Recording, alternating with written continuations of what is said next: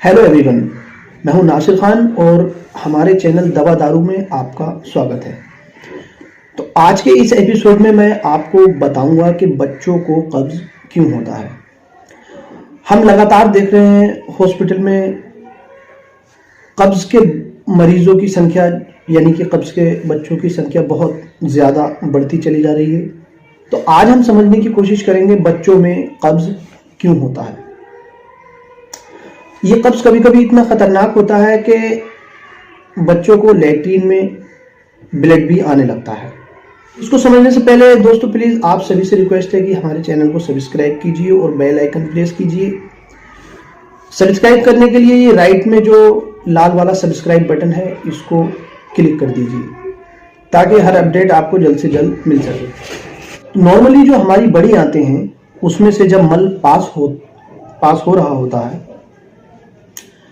तो हमारी जो बड़ी आंतें हैं उस मल में से पानी को लगातार एब्जॉर्ब करती रहती हैं और ये धीरे धीरे रेक्टम में पहुंचता है। रेक्टम वो जगह जहां लैट्रिन इकट्ठी हो जाती है।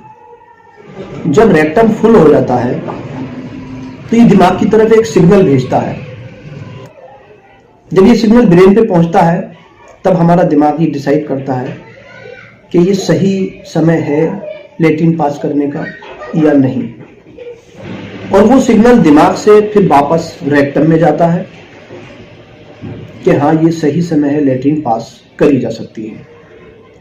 लेकिन बच्चों में क्या होता है कि वो खेल रहे होते हैं या डिस्ट्रैक्टेड होते हैं या किसी और एक्टिविटी में लगे हुए होते हैं तो वो लैट्रिन को नहीं जाते और इसी वजह से वो मल पास करने की कोशिश नहीं करते। अब अगर बच्चा एक दिन लैट्रिन ना करे तो कोई बात नहीं है, लेकिन 2 दिन, 3 दिन, 4 दिन अगर लैट्रिन ना करे तब ये दिक्कत की बात होगी। और इसमें होता क्या है कि लैट्रिन जो है वो रेक्टम में इकट्ठी होती रहती है और हमारी रेक्टम और बड़ी आंतें उसमें से पानी को लगातार एब्जॉर्ब करती रहती हैं।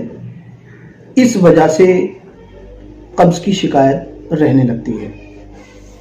अब लैट्रिन जो है वो आकर रेक्टम में इकट्ठी होती रहती है, लेकिन जैसे जैसे टाइम बढ़ता चला जाता है तो बड़ी आंतें मल को रेक्टम में छोड़ती रहती हैं और उनका पानी भी लगातार एब्जॉर्ब होता रहता है। लेकिन रेक्टम की एक कैपेसिटी होती है, ये जैसे जैसे इसमें मल इकट्ठा होता चला जाता है तो रेक्टम भी फूलता चला जाता है।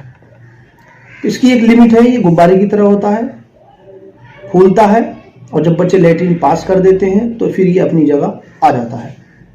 अब एक बार हो ये 2 बार हो तो कोई दिक्कत नहीं है, लेकिन अगर ये शिकायत बार बार होगी तो जो रेक्टम है वो फूलेगा और लगातार जब ये शिकायत सामने आती रहेगी तो जो गुब्बारा है वो अपनी इलास्टिसिटी खो बैठता है, यानी कि अपनी तन्यता खो बैठता है।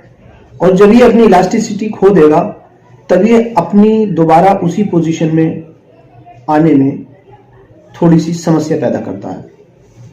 और अगर ये अपनी इलास्टिसिटी खो देगा तो फिर अपनी पोजीशन में जब नहीं आएगा तो जाहिर सी बात है बच्चे को मल पास करने की अर्जेंसी भी नहीं होगी।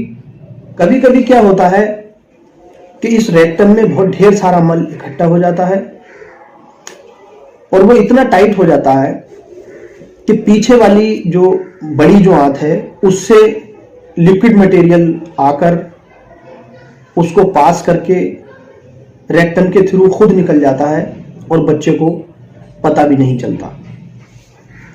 हम लोगों को कब्ज को सही करने के लिए या इसके समाधान के लिए क्या करना चाहिए? खाना खाने के आधा घंटे बाद बच्चे को पॉटी के लिए ले जाना चाहिए कि जाओ लैट्रिन करके आओ, या उनको लैट्रिन पर बिठाना चाहिए ताकि वो मल पास कर सकें। इसमें एक चीज़ और ध्यान रखने वाली है, अगर बच्चा इंडियन स्टाइल पॉटी पर बैठा है तब तो ठीक है, कोई दिक्कत नहीं है, लेकिन अगर वेस्टर्न स्टाइल पॉटी पर बैठा है तो ये ध्यान रखना चाहिए बच्चा अपनी टांगों को क्रॉस ना करे। अगर वो क्रॉस करेगा तो उसको लैट्रिन पास करने में थोड़ी दिक्कत होती है दूसरी चीज, बच्चे को हल्का सा आगे की तरफ झुकाव देना चाहिए ताकि आसानी से वो मल पास कर सके, यानी कि घुटनों का झुकाव जो है वो पेट की तरफ ज्यादा हो। इन दोनों चीजों से क्या होगा कि मोशन जो है वो सॉफ्टली पास हो जाता है। इससे जो रेक्टम की जगह है वो थोड़ी सी खुल जाती है। अगली चीज है मेडिसिन्स। बच्चों को कुछ मेडिसिन्स दी जाती हैं। ये लैट्रिन उतारने के लिए नहीं होती हैं, बल्कि ये जो स्टूल है, जो लैट्रिन है रेक्टम में जो इकट्ठी हो गई है, सख्त लैट्रिन, इसको सॉफ्ट कराने के लिए देते हैं।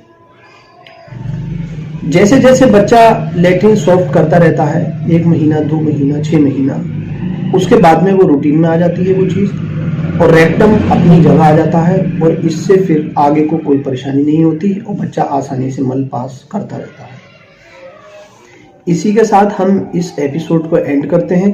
अगर आपका कोई कमेंट है तो प्लीज़ हमें कमेंट बॉक्स में ज़रूर बताइएगा, हम आपको जवाब देने की कोशिश करेंगे। अगला वीडियो हम जल्द लेकर हाजिर होते हैं। Thank you.